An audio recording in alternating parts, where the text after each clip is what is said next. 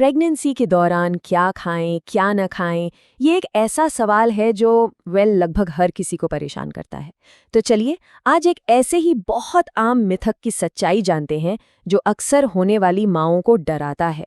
क्या पपीता और अनानास सच में खतरनाक है? सोचिए, फलों से भरी एक कटोरी, ताजे फल, क्या ये सच में कोई चिंता की बात हो सकती है? ये सवाल कई होने वाले माता पिता के मन में जरूर आता है।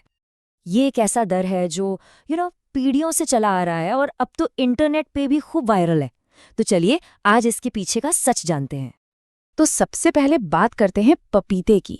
और यहीं पर कहानी में एक बड़ा ही मजेदार ट्विस्ट है, क्योंकि सारा का सारा सच इस बात में छिपा है कि फल कच्चा है या पका हुआ। देखिए, पपीते से जुड़ा जो पूरा मिथक है ना, वो असल में उसके कच्चे या पके होने पर ही टिका है। जब पपीता कच्चा होता है, हरा वाला, तो उसमें लेटेक्स और पैपेन नाम की चीजें बहुत ज्यादा होती हैं। और हाँ, ये गर्भाशय में संकुचन मतलब यूटेराइन कंट्रैक्शंस पैदा कर सकती हैं। लेकिन जैसे ही पपीता पक जाता है, पीला नारंगी हो जाता है, ये तत्व लगभग गायब हो जाते हैं और तब यही पपीता विटामिन्स का एक बेहतरीन खजाना बन जाता है।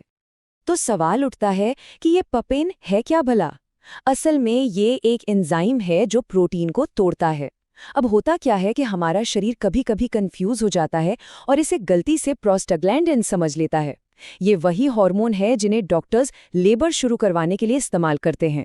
और बस यही वो साइंटिफिक कारण है जिसकी वजह से कहा जाता है कि ज्यादा मात्रा में कच्चा पपीता अवॉइड करना चाहिए। लेकिन इसका मतलब ये बिल्कुल भी नहीं है कि पपीते से डरने की जरूरत है, बल्कि उल्टा है।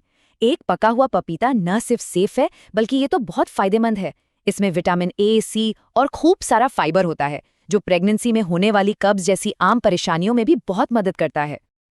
चलिए अब पपीते से आगे बढ़ते हैं और अनानास की पहेली को सुलझाते हैं। अनानास के मामले में सारी कहानी एक खास एंजाइम के इर्द गिर्द घूमती है, जिसका नाम है ब्रोमेलिन। ब्रोमेलिन भी पैपेन की तरह ही एक एंजाइम है।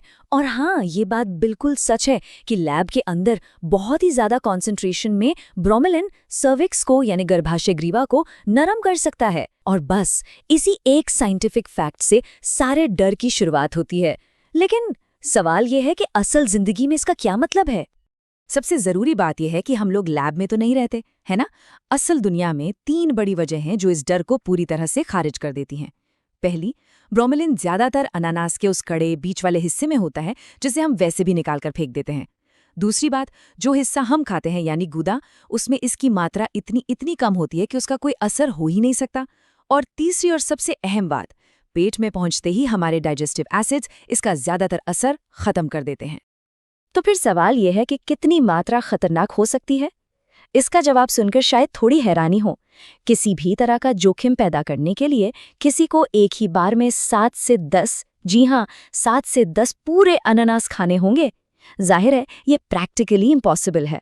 तो मतलब साफ है, एक कटोरी ताज़ा अनानास खाना पूरी तरह से सेफ है। तो हमने साइंस तो समझ लिया, अब देखते हैं कि इस बारे में एक्सपर्ट्स का फाइनल वर्डिक्ट क्या है। तो 3 बातें हैं जो याद रखनी है। पहली, मॉडरेशन इज की। सामान्य मात्रा में फल खाने में कोई रिस्क नहीं है। दूसरी, पेपेन या ब्रोमेलिन के सप्लीमेंट्स या कैप्सूल से बिल्कुल दूर रहना है, क्योंकि उनमें ये चीज़ें बहुत ज़्यादा कॉन्सेंट्रेटेड होती हैं। और तीसरी और सबसे ज़रूरी बात, ये समझना होगा कि एक हेल्दी प्रेगनेंसी में मिसकैरेज का कारण खाना नहीं होता। इसके पीछे ज़्यादातर क्रोमोसोमल यानी गुणसूत्रों से जुड़ी समस्याएं होती हैं। तो इस सारी बातचीत का निचोड़ क्या है? बस इतना कि डरने की बिल्कुल जरूरत नहीं है। सही जानकारी के साथ हमारा फोकस डर से हटकर सही पोषण पर होना चाहिए। जैसा कि डॉक्टर प्रशांत कहते हैं, समझदारी से खाएं, विवेकपूर्ण तरीके से खाएं। शरीर को इन फलों से मिलने वाले सूक्ष्म पोषक तत्वों की जरूरत है। मिथकों को अपने संतुलित आहार के आड़े न आने दें। और यही सबसे अहम बात है ना? शरीर को पोषण चाहिए और ये फल उस पोषण का एक बहुत जरूरी हिस्सा है। तो ये सोच सिर्फ पपीते और अनानास तक ही क्यों रुके? जरा सोचिए, खाने पीने से जुड़े और कौन-कौन से ऐसे मिथक हैं जिन पर सवाल उठाना जरूरी है।